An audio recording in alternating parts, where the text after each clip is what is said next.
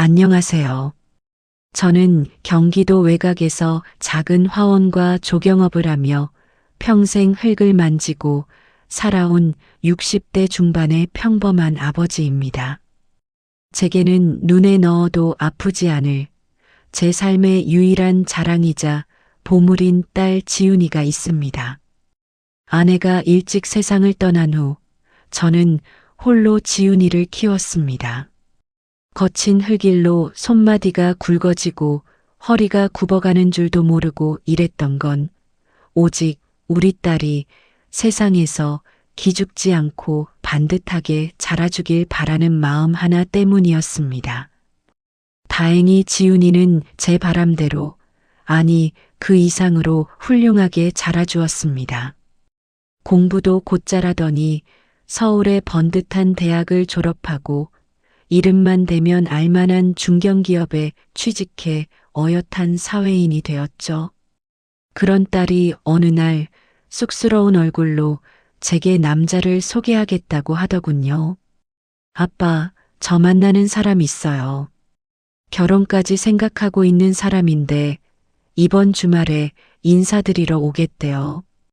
그 말을 듣는 순간 가슴이 철렁하면서도 내심 기뻤습니다.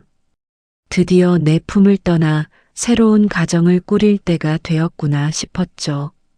주말이 되어 지훈이가 데려온 청년의 이름은 강태성이라고 했습니다. 처음 본 태성군의 인상은 그야말로 1등 신부감이 아니라 1등 사위감 그 자체였습니다. 훤칠한 키에 다부진 체격, 말끔하게 빗어 넘긴 머리와 단정한 정장 차림. 무엇보다 사람을 대하는 태도가 무척이나 깍듯하고 예의가 바랐습니다. 처음 뵙겠습니다. 아버님, 강태성이라고 합니다. 지윤 씨를 제게 허락해 주신다면 평생 아버님을 제 친아버지처럼 모시고 지윤 씨 눈에 눈물 나는 일 없게 하겠습니다. 목소리에는 묵직한 진심이 담겨 있었고 저를 바라보는 눈빛은 맑고 올곧았습니다. 직업을 물으니 유통업계 쪽에서 작은 사업을 하고 있다고 하더군요. 밥을 먹는 내내 제 빈 잔을 채워주고 식사가 끝난 후에는 극구 사양하는 저를 밀어내고 자신이 앙치마를 두른 채 설거지까지 도맡아 했습니다. 소매를 살짝 걷어붙이고 그릇을 닦는 그 넓은 등짝을 보며 저는 며칠 동안 안고 있었던 일말의 불안감을 깨끗이 씻어냈습니다. 이런 청년이라면 내 금쪽 같은 딸을 믿고 맡겨도 되겠구나 하고 말이죠. 그렇게 저는 두 사람의 결혼을 흔쾌히 허락했습니다. 상견례 날짜를 잡고 예식장을 알아보고 모든 것이 순조롭고 행복하게 흘러가고 있었습니다. 그 충격적인 사건이 일어나기 전까지는 말입니다. 그날은 지훈이의 생일을 며칠 앞둔 날이었습니다. 딸의 오피스텔 근처에 일이 있어 갔다가 평소 지훈이가 갖고 싶어 하던 구두를 깜짝 선물로 주려고 오피스텔 앞 벤치에서 기다리고 있었죠. 밤 10시가 넘은 시각이었습니다. 멀리서 지훈이의 남자친구 태성군의 차가 미끄러지듯 다가와 멈춰 서는 것이 보였습니다. 지훈이가 차에서 내려 오피스텔로 들어가는 것을 확인한 저는 반가운 마음에 태성군에게 아는 척을 하려 자리에서 일어났습니다. 그런데 그가 차를 몰고 큰 길로 나가지 않고 오피스텔 뒤쪽에 어둡고 인적이 드문 골목길로 들어가는 것이었습니다. 의아한 마음에 저도 모르게 그의 뒤를 쫓아 골목 어귀로 다가갔습니다. 그리고 저는 제 두 눈을 의심할 수밖에 없는 끔찍한 광경을 목격하고 말았습니다. 어두운 가로등 불빛 아래 건장한 체격의 검은 양복을 입은 사내 대여섯 명이 험악한 표정으로 서 있었습니다. 그들의 중심에는 방금 전까지 제 딸에게 다정하게 웃어주던 태성군이 있었습니다. 그는 차에서 내리자마자 넥타이를 거칠게 풀어 헤치고 셔츠 윗단추를 두어 개 풀었습니다. 달빛에 비친 그의 가슴팍과 목덜미 사이로 숨겨져 있던 섬뜩하고 거대한 용 문신이 꿈틀거리듯 모습을 드러냈습니다. 형님 오셨습니까? 검은 양복의 사내들이 일제히 허리를 90도로 꺾으며 우렁차게 인사했습니다. 그 살벌한 분위기에 저는 숨이 턱 막혀 골목벽 뒤로 몸을 숨겼습니다. 상황은 어떻게 됐어? 그 새끼들 아직도 구역에서 얼쩡거려? 태성군의 입에서 나온 목소리는 제가 알던 그 다정하고 예의 바른 청년의 것이 아니었습니다. 쇳소리가 섞인 등골이 오싹해질 만큼 차갑고 잔혹한 목소리였습니다. 예, 형님. 아무래도 형님이 전과 오범의 교도소에서 갓 출소한 걸 얕잡아보고 선을 넘는 것 같습니다. 손을 좀 볼까요? 내버려 둬. 이번엔 내가 직접 손봐줄 테니까 감히 내 식구들을 건드리고 무사할 줄 알았다면 오산이지. 전과 오범, 교도소 출소, 그 단어들이 귓가에 폭탄처럼 내리꽂혔습니다. 다리가 후들거리고 심장이 미친 듯이 뛰었습니다. 내 딸의 배필이 평생을 약속한 예비사위가 건실한 청년이 아니라 끔찍한 문신을 새긴 조폭 두목의 전과자였다니요. 저는 들고 있던 구두 상자를 떨어뜨릴 뻔한 것을 간신히 가슴에 품고 행여나 들킬세라 도망치듯 그곳을 빠져나왔습니다. 집에 어떻게 돌아왔는지 기억조차 나지 않습니다. 밤새 뜬 눈으로 지새우며 제 가슴을 치고 또 쳤습니다. 겉모습과 번지르르한 말에 속아 내 딸을 시궁창에 밀어넣을 뻔한 제 어리석음이 원망스러웠습니다. 어떻게든 무슨 수를 써서라도 이 결혼은 막아야만 했습니다. 제 목숨을 걸고서라도 딸을 그 무서운 조폭놈의 손에서 빼내야겠다고 굳게 다짐했습니다. 그날 밤 이후 제 삶은 지옥으로 변했습니다. 며칠 밤낮을 뜬 눈으로 지새우며 밥 한 술 제대로 넘기지 못했죠. 당장이라도 지훈이에게 달려가 그놈은 안 된다. 당장 헤어져라. 하고 소리치고 싶었지만 딸아이의 해맑은 얼굴을 보면 차마 입이 떨어지지 않았습니다. 평생 엄마 없이 자란 딸이 처음으로 저렇게 행복해하는데 제 입으로 그 행복을 산산조각 내야 한다는 사실이 너무나도 고통스러웠습니다. 결국 저는 지훈이 몰래 태성군을 따로 만나 결판을 내기로 마음먹었습니다. 내 목숨을 내놓는 한이 있더라도 내 딸은 지켜야 했으니까요.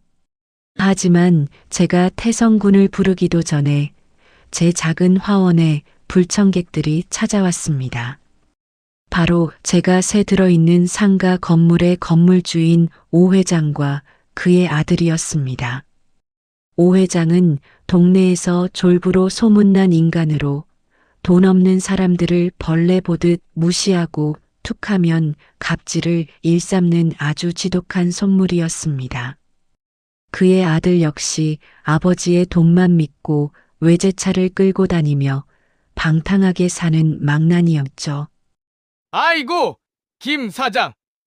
여전하네. 여전해. 흙 냄새인지 비료 냄새인지 이 구질구질한 냄새는 언제 맡아도 적응이 안 된단 말이야.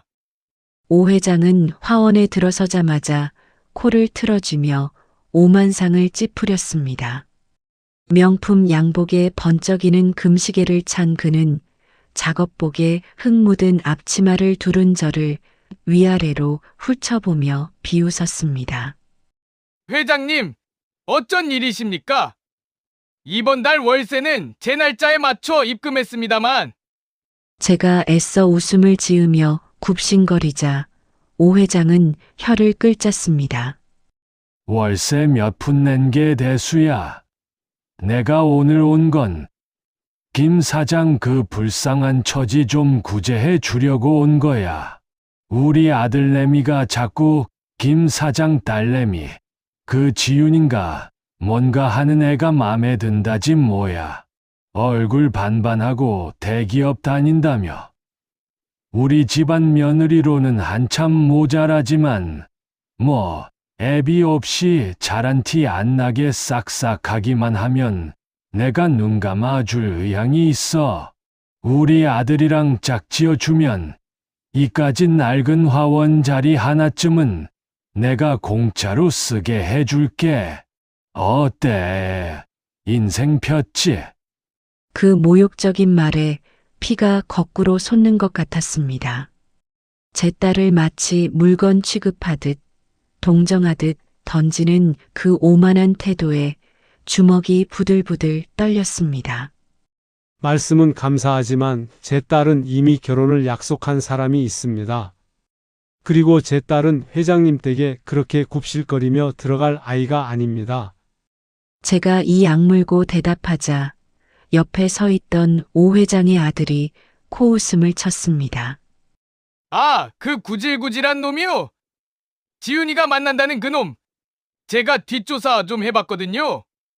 번듯한 사업가는 개뿔. 어디 시장 통해서 물건 떼다 파는 보따리상 수준이던데요? 아저씨, 정신 차리세요.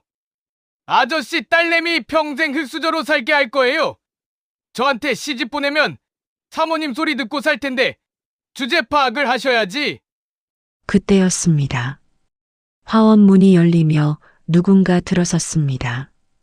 아버님, 저 왔습니다. 태성군이었습니다. 그런데 그의 행색이 평소와는 완전히 달랐습니다. 말끔한 정장 차림은 온데간데 없고 땀에 흠뻑 젖은 낡은 러닝 셔츠에 작업용 바지를 입고 있었습니다. 한쪽 어깨에는 흙이 묻은 거대한 비료 포대를 2개나 짊어지고 있었죠. 덥고 고된 일을 막 마치고 온 듯 그의 굵은 팔뚝과 목덜미에는 땀방울이 맺혀 있었고 헝클어진 머리와 거뭇한 수염 자국은 그날 밤 뒷골목에서 보았던 그 험악한 조폭의 모습과 겹쳐 보였습니다. 오 회장 부자는 눈을 동그랗게 뜨더니 이내 배를 잡고 박장대소하기 시작했습니다. 푸아! 아니, 김 사장. 사위될 놈이라는 게 저런 상거지 같은 놈이었어? 아이고, 유유상종이라더니 꼴 좋다. 꼴 좋아! 야, 넌 어디서 굴러먹다 온 노가다꾼이냐? 냄새 나니까 저기 구석에 좀 떨어져 있어라. 옷꼬라지하고는 너 같은 쓰레기 밑바닥 인생이 감히 지훈이를 넘봐! 오 회장 부자의 입에서 차마 입에 담지 못할 폭언과 조롱이 쏟아졌습니다. 저는 심장이 얼어붙는 것 같았습니다. 전과 오범의 잔혹한 조폭 두목. 며칠 전 밤 수많은 부하들 앞에서 서늘하게 살기를 내뿜던 태성군의 진짜 모습을 알고 있는 건 오직 저뿐이었습니다. 저 오만한 부자가 태성군의 심기를 건드렸다간 당장 이 자리에서 뼈도 추리지 못할 것이 뻔했습니다. 이놈이 당장이라도 칼을 꺼내들면 어쩌지? 화원이 피바다가 되는 건 아닐까? 저는 공포에 질려 숨조차 제대로 쉬지 못한 채 태성군의 눈치를 살폈습니다. 그런데 제 예상과는 전혀 다른 일이 벌어졌습니다. 태성군은 그 끔찍한 모욕과 폭언을 들으면서도 눈썹 하나 까딱하지 않았습니다. 그저 묵묵히 어깨에 짊어진 비료 포대를 화원 구석에 조심스럽게 내려놓더니 자신의 더러워진 손을 바지에 쓱쓱 닦고는 오 회장 부자를 향해 허리를 깊숙이 숙였습니다. 죄송합니다. 제가 일하다가 바로 와서 행색이 좀 누추했습니다. 불쾌하셨다면 사과드리겠습니다. 너무나도 정중하고 차분한 태도였습니다. 그 잔혹한 조폭 두목이 동네 졸부의 아들에게 쓰레기라는 소리를 듣고도 고개를 숙이며 사과를 하다니요. 오 회장 아들은 기고만장해져서 태성군의 어깨를 툭툭 치며 깐죽거렸습니다. 알면 빨리 꺼져! 이거지 새끼야! 내깟 놈이 낄 자리가 아니니까! 태성군은 끝까지 화를 내지 않았습니다. 오히려 저를 향해 다가오더니 걱정스러운 눈빛으로 제 어깨를 다독였습니다. 아버님, 많이 놀라셨죠? 제가 화분 정리하는 거 마저 도와드리겠습니다. 저분들 신경 쓰지 마시고 저쪽에서 좀 쉬고 계세요. 저는 너무나도 큰 혼란에 빠졌습니다. 밤에는 어둠의 세계를 지배하는 피도 눈물도 없는 정과자 조폭 두목. 낮에는 온갖 수모와 조롱을 견디며 예비 장인어른의 화원 일을 돕는 성실하고 예의 바른 청년. 도대체 어느 쪽이 진짜 강태성의 모습인지, 그의 진짜 목적은 무엇인지 알 길이 없었습니다. 하지만 한 가지 확실한 것은 제 딸을 둘러싼 이 모든 상황이 걷잡을 수 없이 위험하고 복잡해지고 있다는 사실이었습니다. 오 회장 부자가 한바탕 비웃음을 쏟아내고 떠난 뒤 화원 안에는 무거운 정적만이 남았습니다. 거친 숨을 몰아쉬며 비료 포대를 나르던 태성군은 아무 일도 없었다는 듯이 묵묵히 제 일손을 돕기 시작했습니다. 무거운 화분을 번쩍번쩍 들어 옮기고 바닥에 흩어진 흙을 빗자루로 쓸어 담는 그의 뒷모습을 보며 저는 더 이상 참을 수가 없었습니다. 낮에는 이렇게 땀 흘려 일하는 성실한 청년이 밤에는 서늘한 눈빛으로 부하들을 호령하는 전과 오범의 조폭 두목이라니요. 제 머릿속은 온통 혼란스러웠지만 단 하나 명백한 사실은 내 딸 지훈이를 이해할 수 없는 위험 속에 방치할 수 없다는 것이었습니다. 저는 떨리는 손으로 화원 입구의 셔터를 반쯤 내리고 팻말을 영업 종료로 돌려놓았습니다. 그리고 수도가에서 손을 씻고 있는 태성군을 향해 무겁게 입을 열었습니다. 태성군, 하던 일 멈추고 이쪽으로 와서 좀 앉게. 평소와 다른 저의 싸늘한 목소리에 태성군은 흠칫 놀란 듯 했습니다. 급히 수건으로 손에 묻은 물기를 닦아내며 제 앞에 낡은 플라스틱 의자에 조심스레 다가와 앉더군요. 그의 눈빛은 여전히 순박하고 맑았지만 저는 속으로 굳게 다짐했습니다. 절대로 저 겉모습에 속아 넘어가서는 안 된다고요. 아버님, 안색이 안 좋으십니다. 아까 그 사람들 때문에 신경 쓰이셔서 그러신 거라면 태성군, 저는 그의 말을 단호하게 끊었습니다. 심장이 흉곽을 뚫고 나올 것처럼 미친 듯이 뛰었지만 저는 아비의 이름으로 용기를 내어 그의 두 눈을 똑바로 쳐다보았습니다. 우리 지윤이와 헤어져 주게. 자네같이 무서운 사람한테 내 하나뿐인 딸을 시집 보낼 수는 없네. 순간 태성군의 얼굴에서 미소가 싹 가셨습니다. 크고 단단한 두 손이 무릎 위에서 미세하게 떨리는 것이 보였습니다. 그는 당황한 기색을 애써 감추며 되물었습니다. 아버님, 갑자기 그게 무슨 말씀이신지 제가 아까 행색이 너무 남루해서 실망하셨습니까? 그건 제가 변명을 좀... 며칠 전 지윤이 오피스텔 앞 뒷골목. 제가 그 장소를 입에 올리자마자 태성군의 눈동자가 크게 흔들렸습니다. 저는 숨을 깊게 들이마시고 말을 이었습니다. 내가 다 봤네. 자네의 그 가슴팍에 새겨진 끔찍한 문신도 검은 양복을 입은 사내들이 자네에게 허리를 굽히며 형님이라고 부르던 것도, 그리고 자네가 전과 오범의 교도소를 들락거렸다는 그 무서운 이야기까지 전부 다 들었네. 자네 조폭 두목 아닌가? 화원 안의 공기가 얼어붙는 것 같았습니다.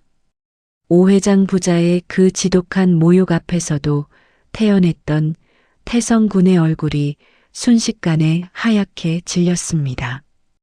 변명을 늘어놓거나 아니면 본색을 드러내며 저를 협박할지도 모른다고 생각했습니다. 저는 만약의 사태를 대비해 탁자 밑에 있는 원예용 가위를 꽉 쥐었습니다. 내 목숨을 바쳐서라도 지훈이만은 지키겠다는 일념뿐이었죠. 그런데 그 건장하고 무서운 조폭 두목이 갑자기 자리에서 일어나더니 차가운 시멘트 바닥에 털썩 무릎을 꿇는 것이 아니겠습니까? 아버님, 죄송합니다. 정말 죄송합니다. 그의 넓은 어깨가 파르르 떨리기 시작했습니다. 고개를 푹 숙인 그의 입술 사이로 짐승이 앓는 듯한 억눌린 울음소리가 새어나왔습니다. 저는 너무나 뜻밖의 반응에 쥐고 있던 가위를 슬그머니 내려놓았습니다. 아버님 말씀이 맞습니다. 저는 전과자가 맞고 그 녀석들을 거느리고 있는 우두머리가 맞습니다. 아버님을 그리고 지훈 씨를 속일 생각은 추호도 없었습니다. 언젠가 제 입으로 모든 걸 말씀드리고 용서를 구하려 했는데 이렇게 먼저 알게 해드려 정말 죽을 죄를 지었습니다. 태성군은 흙바닥에 이마를 대고 흐느꼈습니다. 도대체 무엇이 진실인지 알 수 없었던 저는 당혹스러움에 목소리가 떨렸습니다. 그럼 도대체 왜 지윤이에게 접근한 건가? 그 순진한 애를 속이고 내 앞에서 건실한 청년 행세를 한 이유가 대체 무엇인가? 한참을 흐느끼던 태성군은 천천히 고개를 들었습니다. 그의 눈동자는 붉게 충혈되어 있었고 뺨에는 굵은 눈물방울이 흘러내리고 있었습니다. 저는 고아원 출신입니다. 제게는 핏줄보다 더 진한 형제 같은 친구 동철이가 있었습니다. 저희 둘은 세상의 멸시를 견디며 서로의 등을 내어주고 컸습니다. 동철이는 그 보육원을 지키기 위해 그리고 갈 곳 없는 동생들을 먹여 살리기 위해 어둠의 길로 들어섰습니다. 하지만 동철이는 결코 나쁜 짓은 하지 않으려 애썼습니다. 철거 용역들의 폭력으로부터 동네 상인들을 지켜주고 갈 곳 없는 비행 청소년들을 거두어 합법적인 용역 회사를 차리려 노력했죠. 태성군의 목소리는 물기에 젖어 있었습니다. 저는 그런 동철이의 뒷바라지 덕분에 대학도 가고 번듯하게 직장 생활도 시작했습니다. 동철이는 늘 제게 너만은 양지에서 살아라라고 말했습니다. 그런데 3년 전이었습니다. 동철이가 관리하던 상권을 노리던 악질 폭력 조직이 동철이를 기습했습니다. 동철이는 동생들을 대피시키고 홀로 남아 싸우다 차가운 길바닥에서 숨을 거두고 말았습니다. 그 순간 태성군의 주먹에서 피가 날 정도로 힘이 들어가는 것이 보였습니다. 경찰도, 법도, 고아 출신 조폭의 죽음에는 아무런 관심을 가지지 않았습니다. 동철이가 목숨 걸고 지키려 했던 동생들은 복수하겠다며 칼을 들고 날뛰었고 저는 그 녀석들이 동철이와 똑같은 비참한 최후를 맞이하는 것을 두고 볼 수가 없었습니다. 그래서 제가 나섰습니다. 태성군은 셔츠의 단추를 풀러 가슴의 문신을 제게 보여주었습니다. 동철이를 죽인 그 악질 놈들을 맨주먹으로 찾아가 박살을 냈습니다.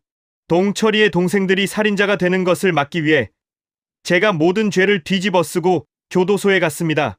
폭력, 상해, 업무방해.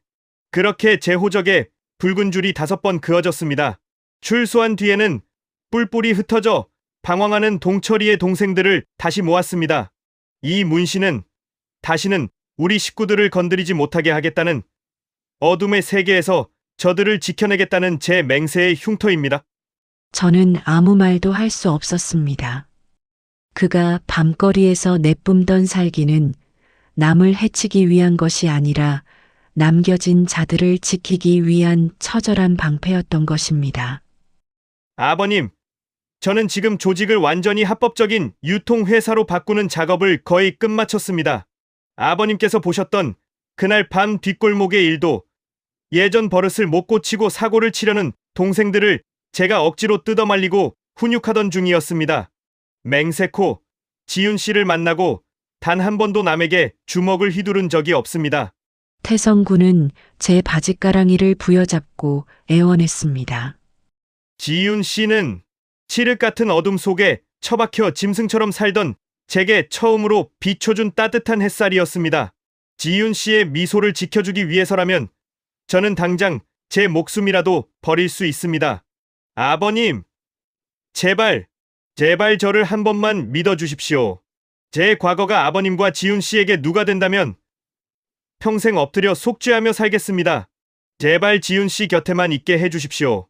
바닥에 엎드려 오열하는 건장한 청년의 어깨를 보며 제 가슴 속에서 차갑게 굳어있던 응어리가 조금씩 녹아내리는 것을 느꼈습니다.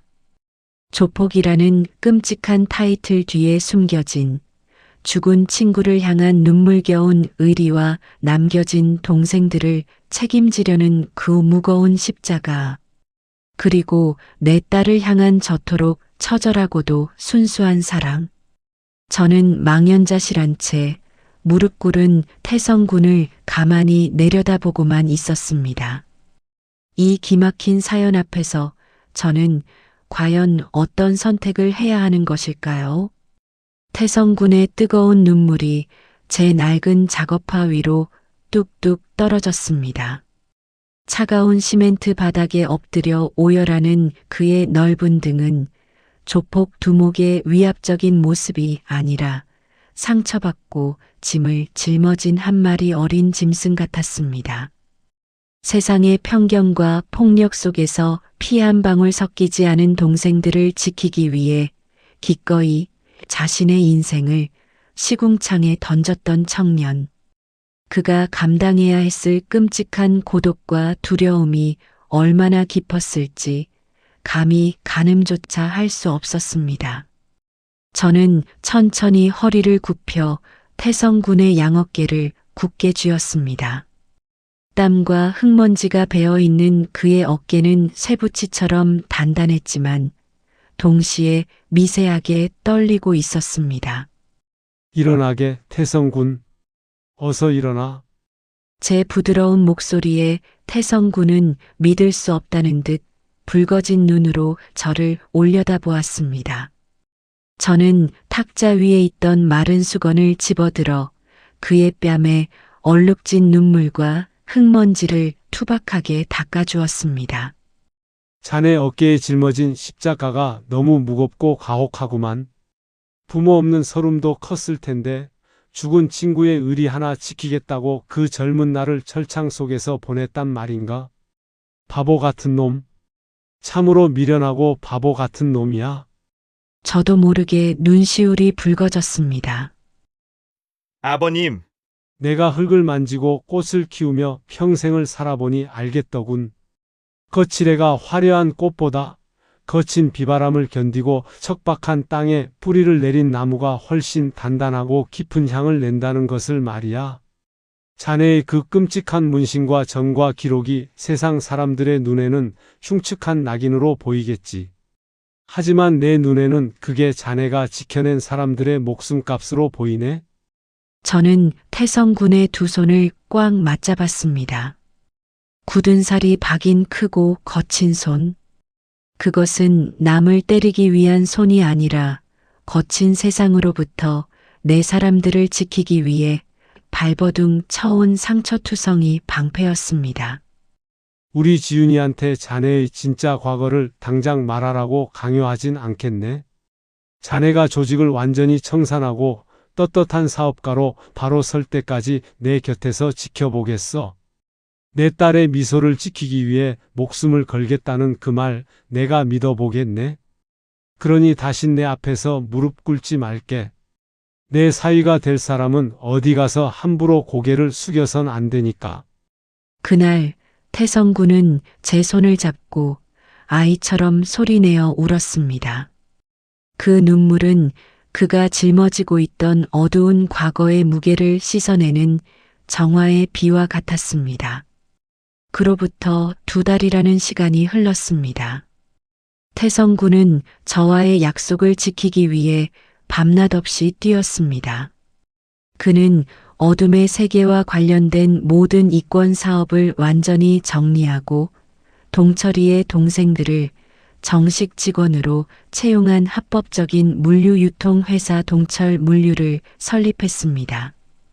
겉보기엔 그저 짐을 나르는 화물회사 같았지만 사실 태성군의 탁월한 사업 수완과 조직, 장악력 덕분에 전국구 규모의 거대한 물류망을 갖춘 알짜배기 중견 기업으로 무섭게 성장하고 있었습니다. 하지만 태성군은 여전히 제 화원에 올 때면 허름한 작업복을 입고 비료를 나르는 소탈하고 성실한 예비사위였습니다. 우리의 평화는 오래가지 못했습니다.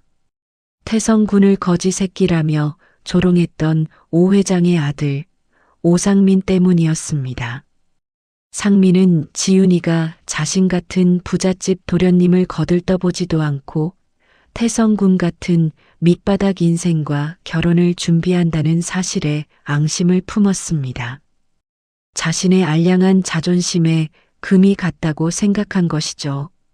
어떻게든 지윤이를 제 품에 안고 태성군과 저를 짓밟아 버리겠다는 비열한 계획을 세웠습니다. 어느 비오는 수요일 오후였습니다. 화원 앞 공터에 시끄러운 오토바이 배기음과 함께 검은 승합차 3대가 거칠게 멈춰 섰습니다.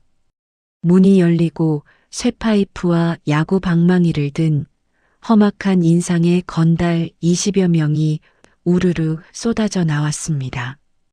동네 시장통이나 유흥가를 전전하며 자릿세를 뜯어내는 삼류 양아치 조직, 일명 독사파 놈들이었습니다.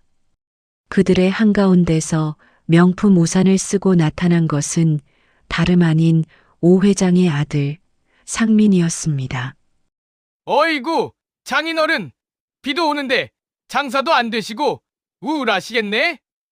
상민은 비열하게 웃으며 화원 안으로 구둣발을 들이밀었습니다. 상민군, 이게 대체 무슨 짓인가? 저 험악한 사람들은 다 뭐고? 제가 놀라 소리치자 상민은 품에서 구겨진 서류 한 장을 꺼내 제 얼굴에 휙 집어 던졌습니다. 무슨 짓이긴요? 정당한 권리 행사죠. 이 상가 건물 어제부로 재건축 허가 났습니다. 아버지가 이참에 건물 싹 허물고 새로 올리신다네요. 계약 기간 남은 거 위약금은 통장으로 쏴드릴 테니까 당장 오늘 안으로 짐 빼세요. 뭐라고? 당장 오늘 안으로 빼라니 그게 무슨 억지인가? 식물들이 한가득인데 이 비 오는 날 어디로 가란 말이야? 아, 갈 데가 없으셔? 그런 방법이 하나 있죠. 상민이 뱀처럼 미끌거리는 눈빛으로 저를 노려보았습니다. 그 쓰레기 같은 노가다꾼 놈이랑 지훈이 파혼시키세요.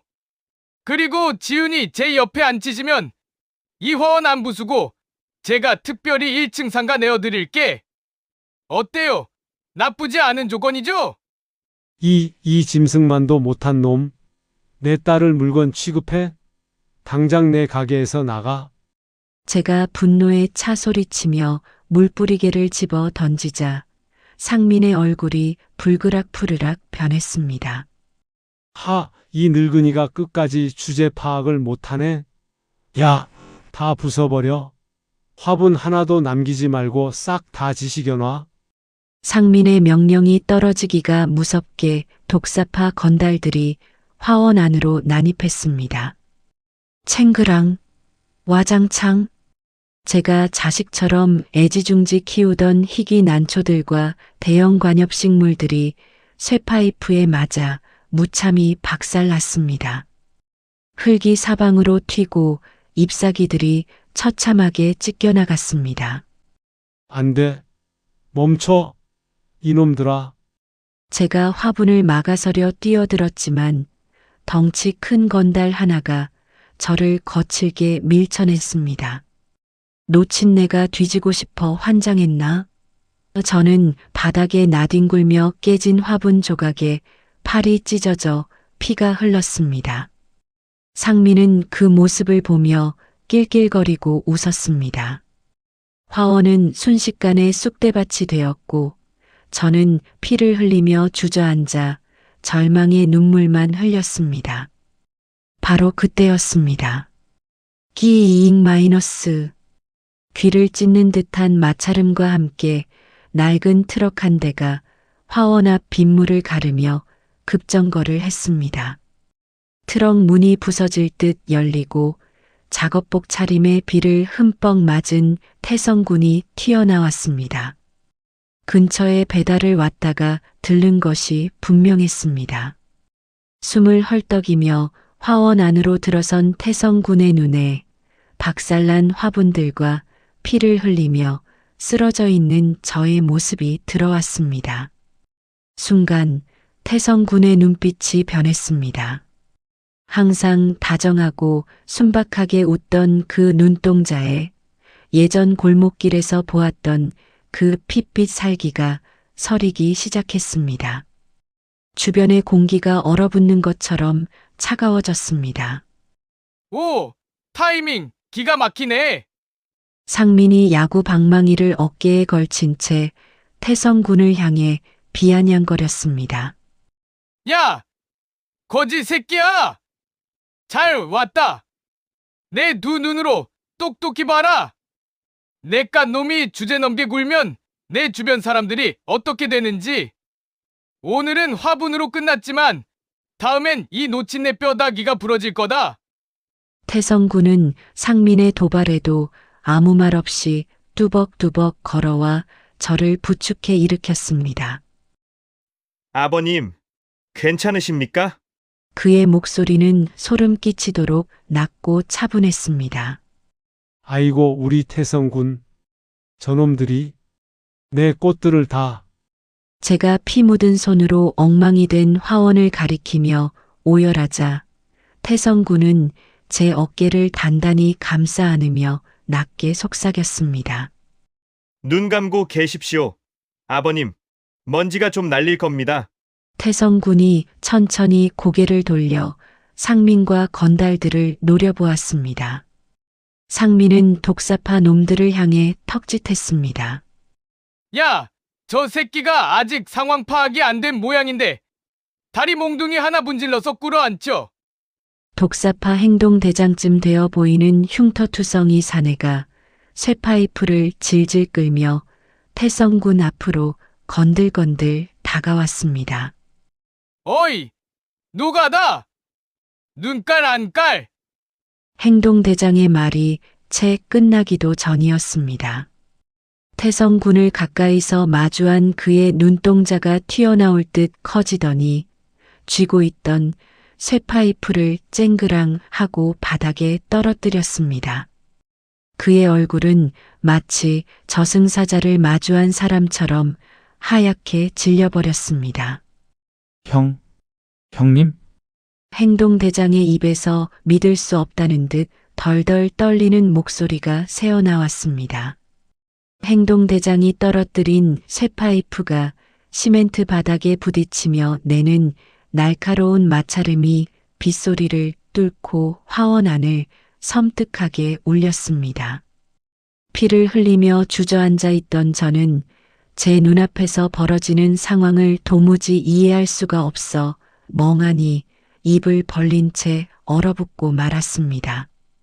방금 전까지만 해도 살기를 번득이며 당장이라도 우리 두 사람을 때려 죽일 듯 다가오던 그 험악한 흉터투성이 사내가 지금은 마치 저승사자라도 마주한 사람처럼 사시나무 떨듯 온몸을 떨고 있었기 때문입니다. 그의 얼굴은 순식간에 핏기가 가셔 백지장처럼 하얗게 질려 있었고 크게 떠진 두 눈에는 숨길 수 없는 극도의 공포가 서려 있었습니다. 형님? 강태성 형님이십니까? 그의 목소리는 형편없이 갈라져 있었습니다. 행동대장의 입에서 강태성이라는 이름이 나오자 뒤에서 낄낄거리며 야구 방망이를 휘두르던 나머지 20명 남짓한 독사파 건달들의 움직임이 일제히 뚝 멎었습니다. 그들 역시 귀신이라도 본 것처럼 하얗게 질린 얼굴로 서로의 눈치만 살필 뿐이었습니다. 어둠의 세계에서 특히 밑바닥 양아치들 사이에서 전설처럼 혹은 괴담처럼 입에서 입으로 오르내리던 이름. 거대 폭력 조직을 단신으로 박살내고 호련히 사라졌던 피도 눈물도 없는 괴물. 그 이름이 바로 지금 낡은 작업복을 입고 비를 맞고 서 있는 제4위 태성군이었던 것입니다. 뭐해? 이 새끼들아! 저 거지 새끼 안 패고 뭐하냐고! 상황 파악을 전혀 하지 못한 상민이 뒤에서 길길이 날뛰며 소리쳤습니다. 내가 너희들한테 준 돈이 얼만데! 당장 저 새끼 다리 몽둥이 부러뜨려! 그리고 저 놓친 애도 끌어내! 상민이 짜증을 내며 굳어버린 행동대장의 뒤통수를 우산 손잡이로 거칠게 내리쳤습니다. 바로 그 순간이었습니다. 펑마이너스. 둔탁한 마찰음과 함께 상민의 몸이 허공을 가르더니 깨진 화분 더미 위로 처참하게 처박혔습니다. 태성군이 주먹을 날린 것이 아니었습니다. 방금 전까지 상민에게 돈을 받고 고용되어 굽신거리던 독사파의 행동대장이 뒤돌아서서 상민의 얼굴에 있는 힘껏 주먹을 꽂아 넣은 것이었습니다. 이 미친 새끼야. 주둥이 안 닥쳐. 내 놈이 지금 누구한테 함부로 짓거리는 줄 알아? 우리 다 뒤지는 꼴 보고 싶어서 환장했어. 행동대장은 이성을 잃은 사람처럼 상민에게 악을 썼습니다. 코피를 쏟으며 바닥에 나뒹군 상민은 영문을 몰라 두 눈만 껌뻑거렸습니다. 행동대장은 숨을 헐떡이며 다시 태성군을 향해 몸을 돌리더니 망설임 없이 비 내리는 흙탕물 바닥에 무릎을 쾅 하고 꿇었습니다. 형님, 몰라 뵀습니다. 저희 같은 버러지 새끼들이 감히 형님 구역인 줄도 모르고 죽을 죄를 지었습니다. 제발 목숨만 살려주십시오. 행동대장이 머리를 땅에 박자 뒤에 서 있던 20명의 건달들도 일제히 무기를 내던지고 흙바닥에 무릎을 꿇었습니다. 살려주십시오, 형님. 빗소리조차 뚫고 나오는 20여 명의 우렁차고도 절박한 외침. 그것은 한편의 비현실적인 영화와도 같았습니다. 동네 시장 상인들의 피를 빨아먹던 악질 건달들이 흑투성이 작업복을 입은 청년 앞에 엎드려 살려달라며 애원하고 있는 이 기막힌 광경. 저는 떨리는 손으로 상처난 팔을 부여잡은 채 제 옆에 우뚝 서 있는 태성군의 넓은 등을 올려다보았습니다. 태성군은 여전히 저를 부축한 채 바닥에 엎드린 건달들을 향해 차갑게 내려다보고 있었습니다. 그의 눈빛은 평소 저와 지훈이를 향해 짓던 그 다정하고 순박한 웃음기를 완전히 지운 절대적인 지배자의 서늘한 눈동자였습니다. 내가 내 식구들은 건드리지 말라고 분명히 경고했을 텐데. 태성군의 목소리는 결코 크지 않았습니다. 오히려 차분하고 낮게 가라앉아 있었습니다. 하지만 그 목소리에는 듣는 이의 심장을 얼어붙게 만드는 묘한 위압감이 서려 있었습니다. 그는 천천히 빗물에 젖은 낡은 작업용 셔츠의 윗단추를 두어 개 풀어내렸습니다. 셔츠 틈새로 가슴팍에서부터 목덜미까지 이어지는 섬뜩하고 거대한 용 문신이 빗물에 젖어 번뜩였습니다. 그 문신을 두 눈으로 직접 확인한 건달들은 아예 바닥에 엎드려 엉엉 소리 내어 울기 시작했습니다. 오줌을 지리는 자도 있었습니다. 형님. 저희는 정말 몰랐습니다. 저기 저 오 회장 아들내미 새끼가 그냥 늙은이 하나 쫓아내면 돈을 준다고 해서 형님 장인 어르신인 줄은 꿈에도 몰랐습니다. 알았다면 저희가 스스로 목을 맸을 겁니다. 그제야 사태의 심각성을 깨달은 상민의 얼굴이 하얗게 질려갔습니다.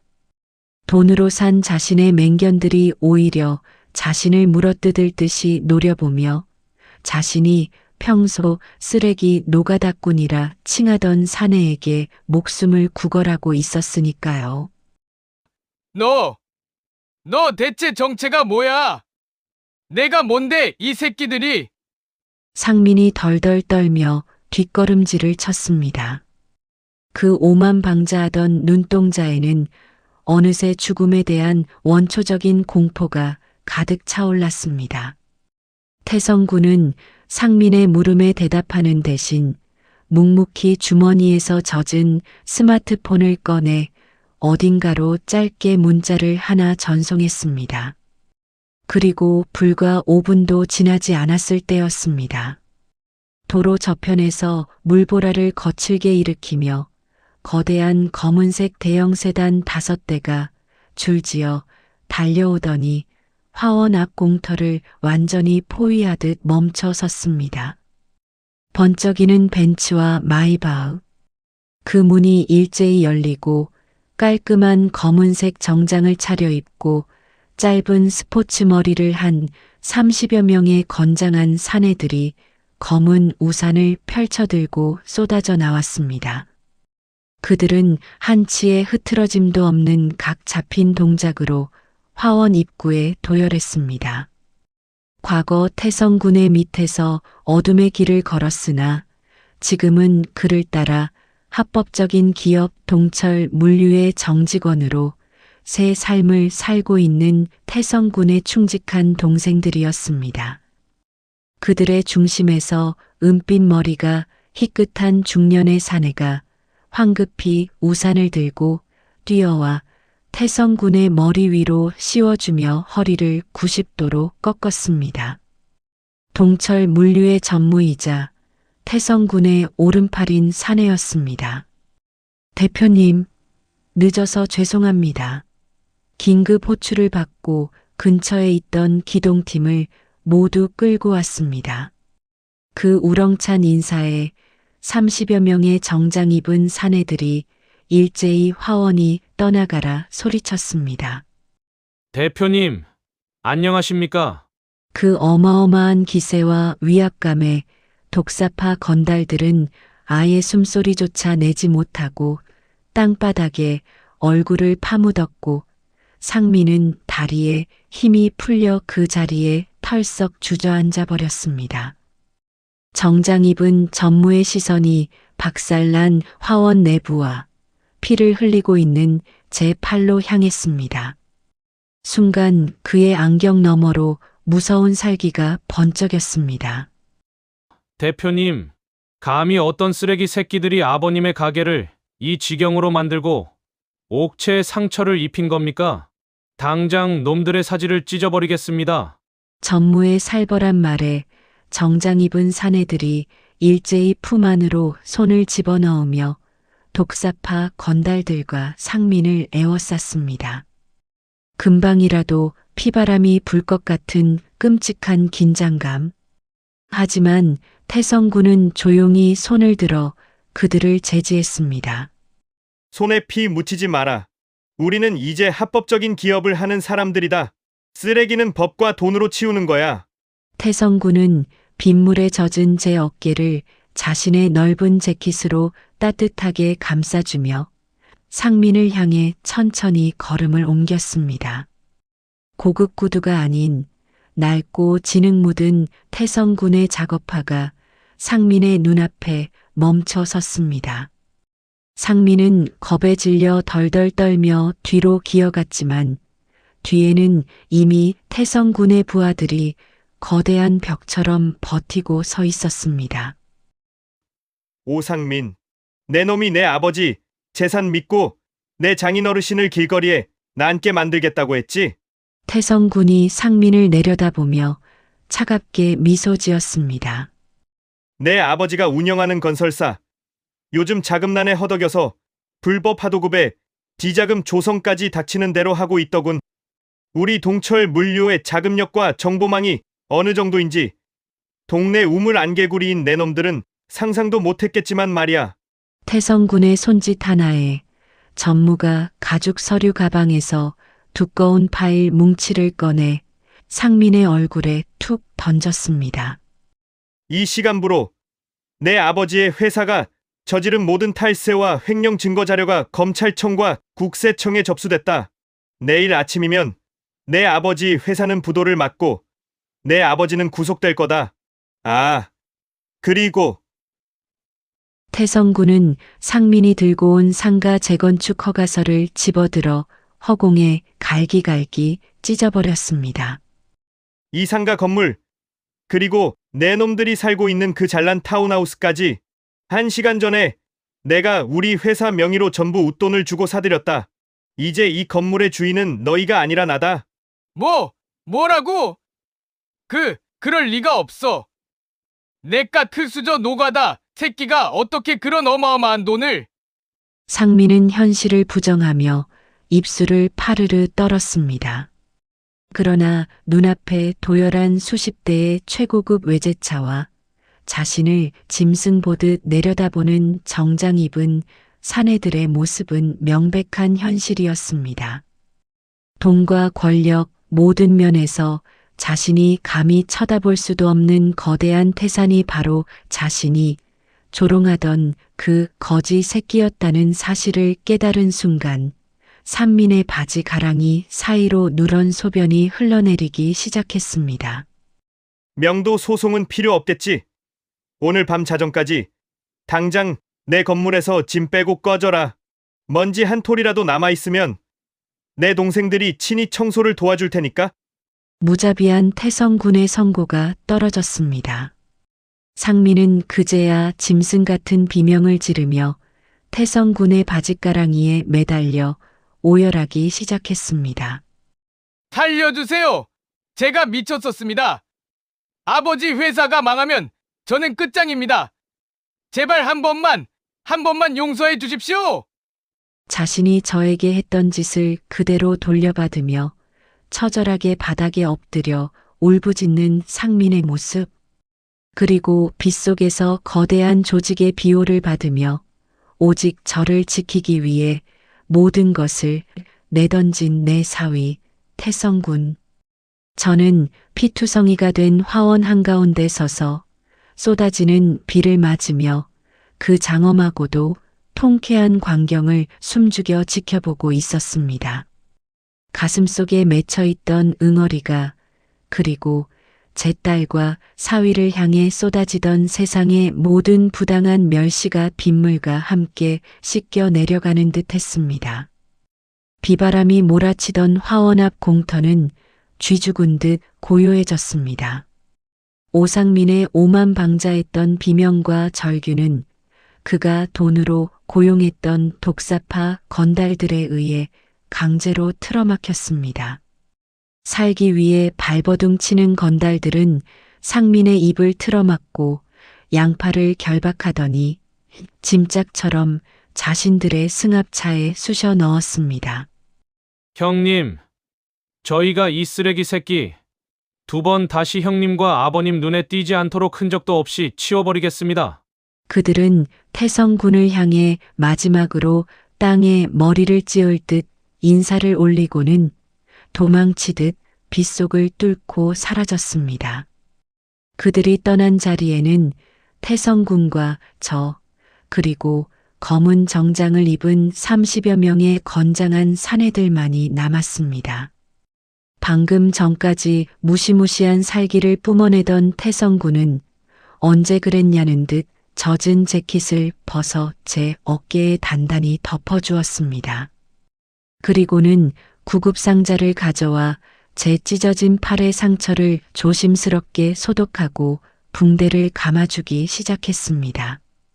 그 거칠고 커다란 손길이 어찌나 다정하고 섬세하던지 저는 참았던 눈물을 조용히 흘리고 말았습니다.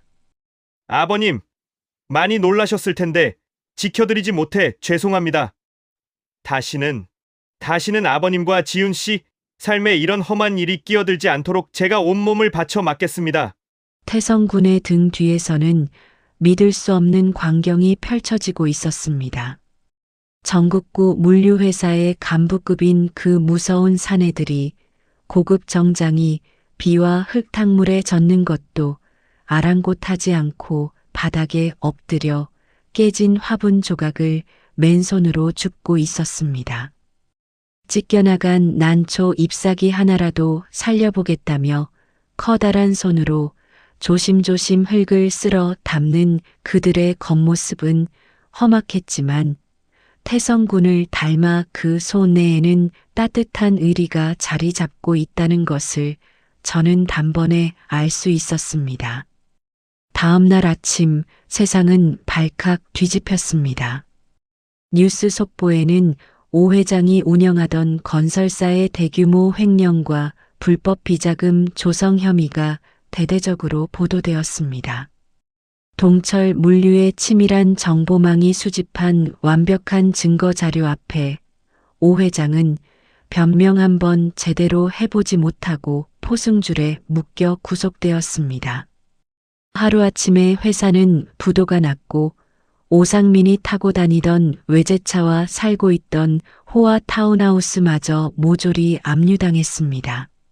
몇 달 후 들려온 소문에 의하면 떵떵거리며 사람을 벌레 취급하던 오상민은 빚쟁이들을 피해 도망 다니다가 지방의 한 외진 건설 현장에서 일용직 노동자로 일하고 있다고 했습니다.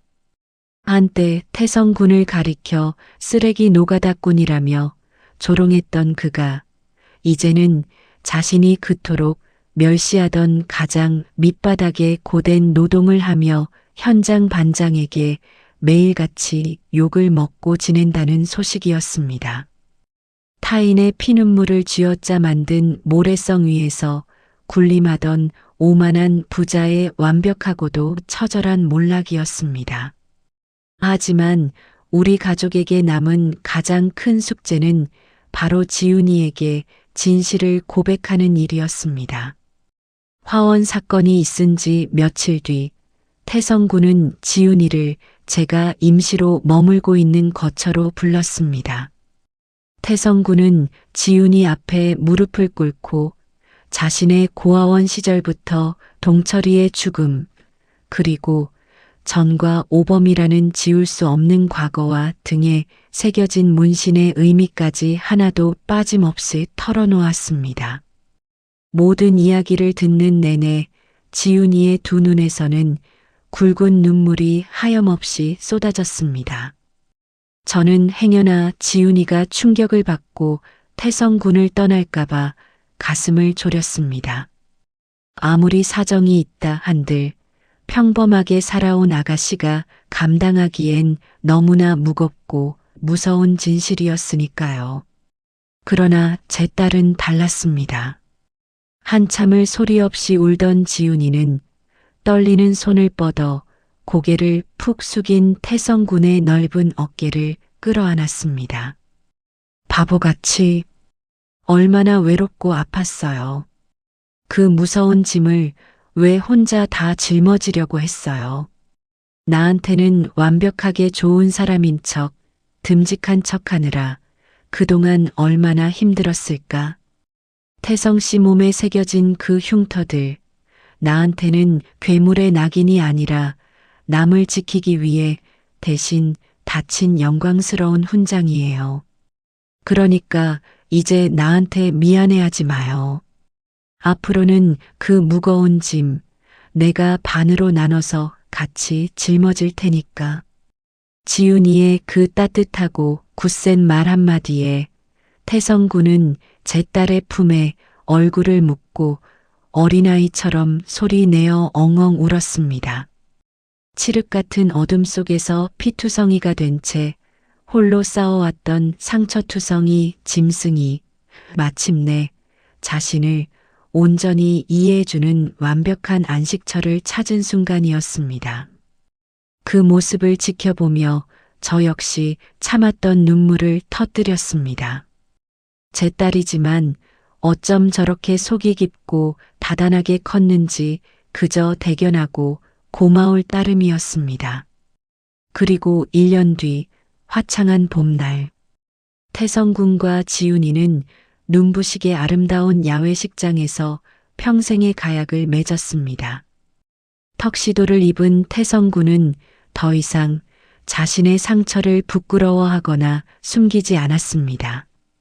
하객석 한쪽에는 덩치 큰 건달 출신이지만 이제는 번듯한 물류회사의 사원증을 목에 건 동철 물류의 식구들이 양복을 빼입고 앉아 있었습니다.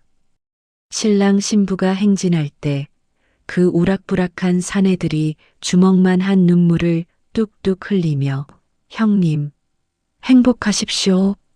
형수님, 우리 형님 잘 부탁드립니다. 하고 목이 터져라 외치는 바람에 식장 안은 한바탕 웃음바다가 되기도 했습니다. 오상민이 깽판을 쳐서 부서졌던 제 낡은 화원은 건물의 새 주인이 된 태성군의 전폭적인 지원 덕분에 상가 1층 전체를 아우르는 거대하고 아름다운 유리 온실 식물원 겸 카페로 재탄생했습니다. 이제 저는 더 이상 월세 걱정에 굽신거리지 않아도 됩니다. 매일 아침 꽃들에 물을 주고 향긋한 커피를 내리며 틈만 나면 앞치마를 두르고 쪼르르 달려와 제 일손을 돕는 동철 물류 강태성 대표와 함께 웃음꽃을 피웁니다. 세상 사람들은 겉모습만 보고 타인의 가치를 너무나 쉽게 재단하곤 합니다. 돈이 없다고, 낡은 옷을 입었다고, 혹은 무서운 과거의 꼬리표가 붙어 있다고 그 사람의 영혼마저 시궁창일 것이라 지레짐작하죠. 하지만 흑투성이 작업복과 끔찍한 문신 아래 숨겨져 있던 제 사위의 심장은 그 어떤 값비싼 보석보다도 순수하고 뜨거웠습니다. 인생의 황혼기에 접어들어 저는 거칠애가 화려한 가짜꽃이 아니라 비바람을 견뎌내고 척박한 땅에서 피어난 진짜 들꽃의 가치를 알아보는 법을 배웠습니다. 오늘 밤도 저희 집 식탁에는 듬직한 사위와 사랑스러운 딸, 그리고 저까지 세 식구가 마주 앉아 찌개를 끓여놓고 도란도란 이야기를 나눕니다. 거친 폭풍우가 지나간 자리에 이제는 꺾이지 않을 단단하고 찬란한 진심의 꽃이 활짝 피어났습니다.